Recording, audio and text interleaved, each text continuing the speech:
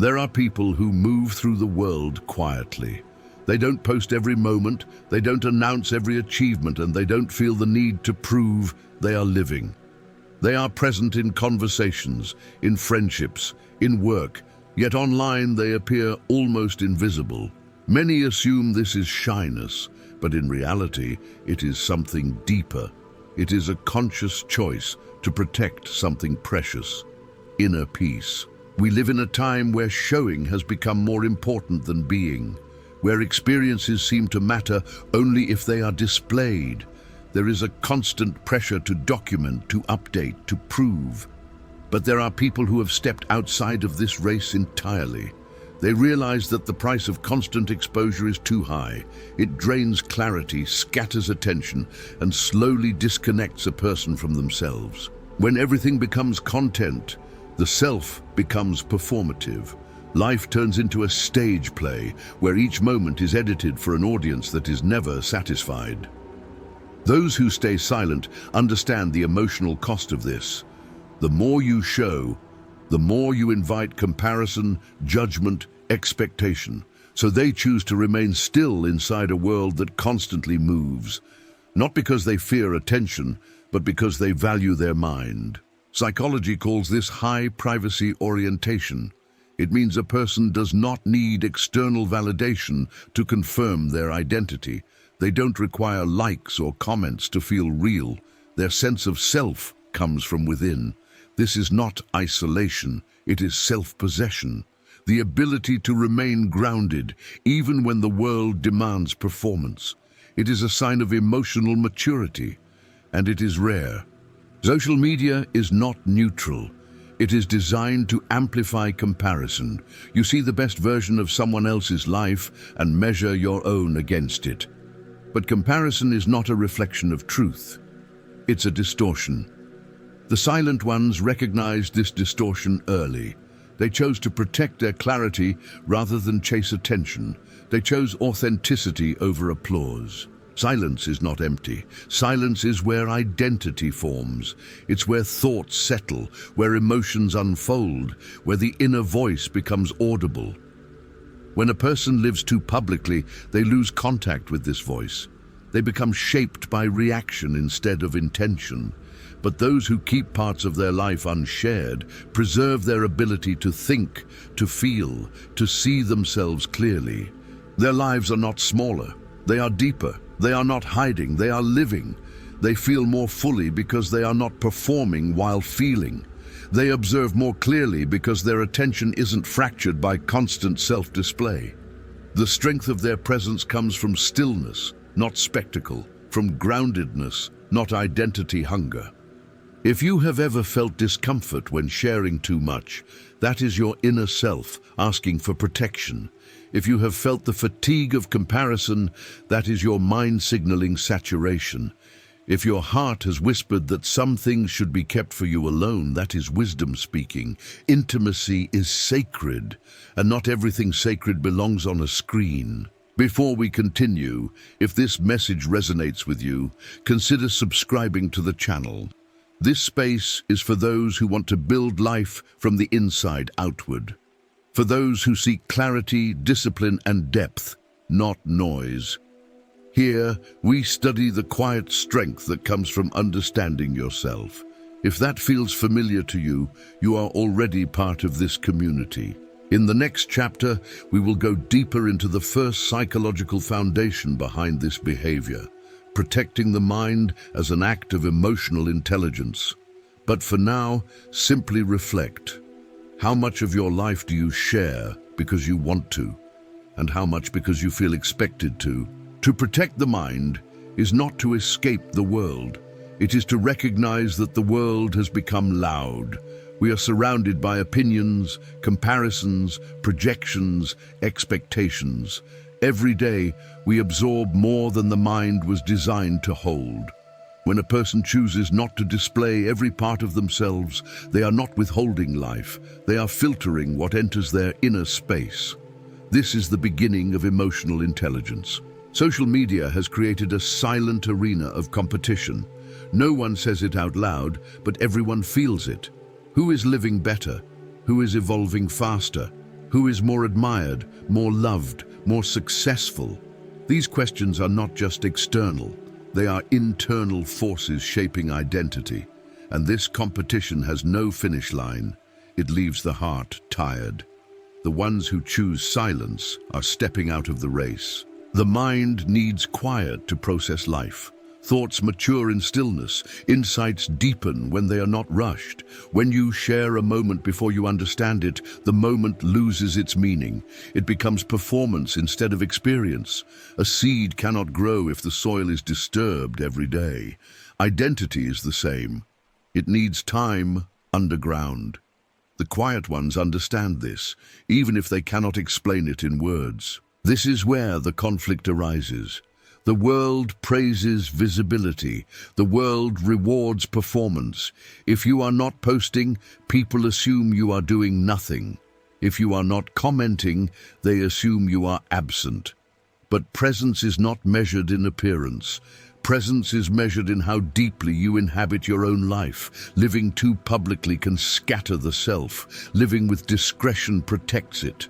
Psychologists call this self-regulated expression, the ability to decide when and why to share.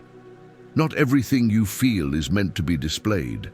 Not everything you learn is ready to be spoken. A person who is always expressing loses the weight of their words. A person who knows when to be silent gains presence. Silence is not a lack of expression. Silence is intentional expression. The pressure to show your life is often disguised as connection, but in truth, it is usually comparison. You are not sharing to bond. You are sharing to not fall behind. You are sharing because the world has convinced you that visibility equals worth. But worth does not shout. Worth is not loud. Worth is something that grows quietly inside.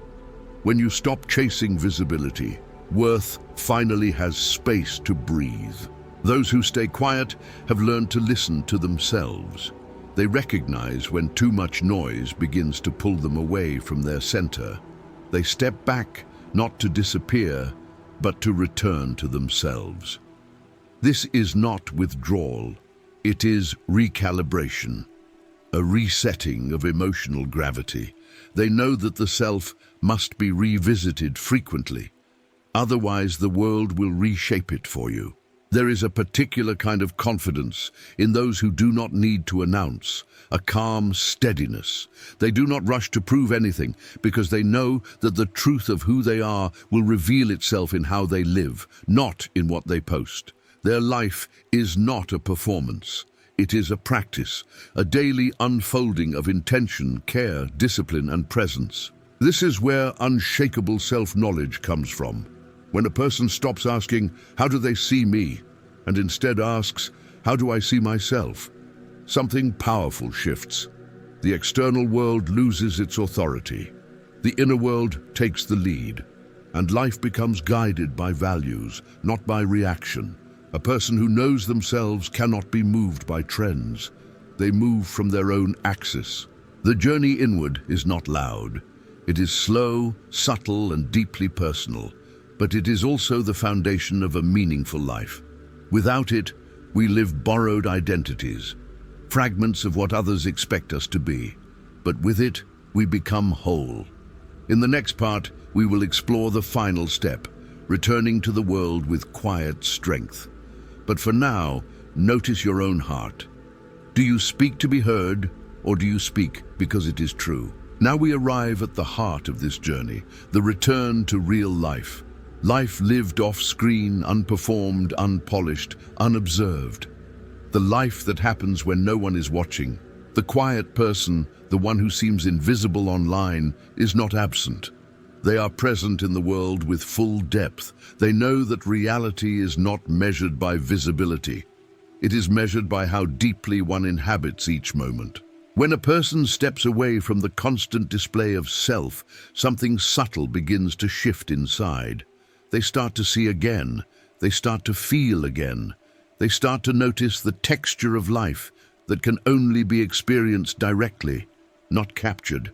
The breeze moving through leaves, the way sunlight touches a wooden table, the sound of their own breathing.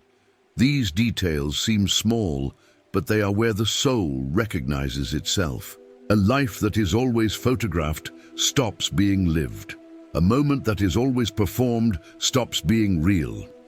But a moment that is allowed to simply exist becomes sacred. The quiet person understands this, even without explanation. They feel that the most meaningful parts of life cannot be shared, not because they are secret, but because they are intimate. Intimacy belongs to presence, not to display. Some people fear silence because silence reveals them to themselves. In the quiet, there are no distractions to hide behind. Emotions rise, memories return, truth surfaces. And for many, this is uncomfortable. But those who learn to stay with the silence, to breathe inside it, discover a strength that cannot be taught by the external world. They learn to stand inside their own being. This final step is what psychologists call internal grounding, the ability to remain centered even when the world is chaotic. It is not about controlling life, it is about regulating the self. When your inner world is stable, external noise cannot shake you.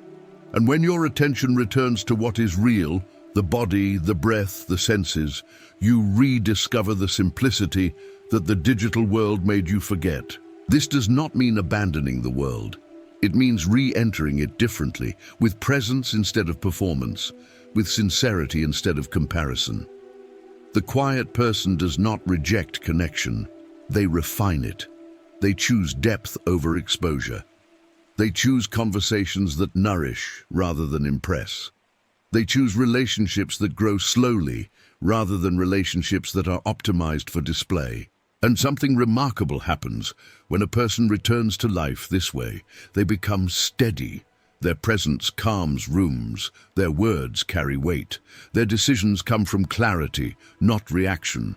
They stop chasing identity and begin embodying it. Life no longer feels like a race. It feels like a path, one that unfolds step by step without rush. There is a quiet dignity in those who do not need to announce themselves. They are not hiding. They are rooted. They know that truth does not need to be advertised. They know that meaning does not need to be proven. They know that peace is more valuable than attention, and because of that, they live with a kind of grounded beauty that cannot be faked. So the question returns to you. What part of your life have you been placing on display when it was meant to be held close? What could become sacred again if you chose to keep it within your heart instead of offering it to the crowd?